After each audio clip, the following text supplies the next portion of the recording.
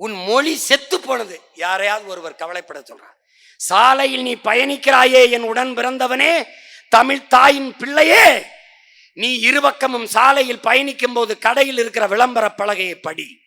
உனக்கு கோபம் வந்தால் என் கையை இறுக பிடி, என் கையை இறுக பிடி. இதில் கோபமே வரவில்லை என்றால் சற்று தள்ளி நில்லுங்கள். கோபம் வந்தால் தயவு செய்து எங்களோடு வந்து நில்லுங்கள்.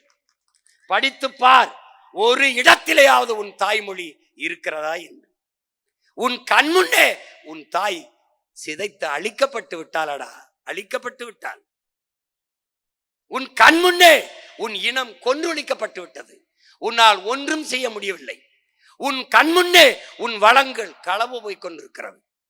நாளெல்லாம் பொழுதெல்லாம் எங்கள் செல்வம் கொள்ளை கொண்டு போகவோ, நாங்கள் இங்கு சாகவோ, அழுது கொண்டு இருப்போமோ, ஆண் பிள்ளைகள் அல்லமோ, உயிர் வெல்லமோ என்று பாடு நான் பாட்டன் பாரதி.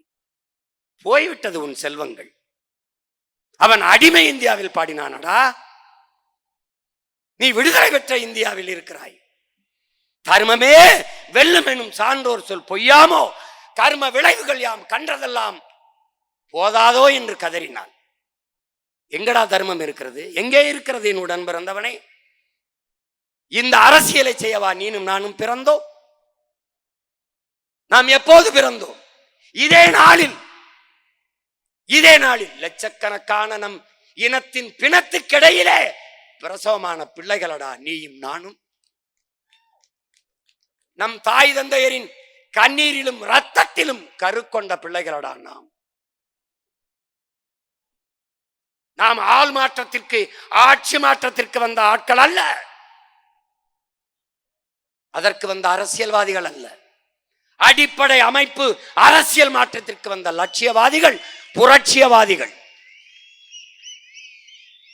ஐயா ஸ்டாலினை வீழ்த்தி ஐயா எடப்பாடியை உட்கார வைப்பது, எடப்பாடி ஐயா வீழ்த்தி ஐயா ஸ்டாலினை உட்கார வைப்பது இல்லை.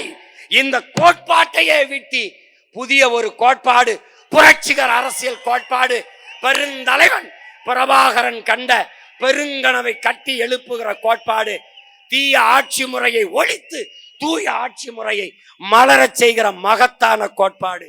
அதுதான் நாம் தமிழர் கட்சியின் லட்சிய கோட்பாடு.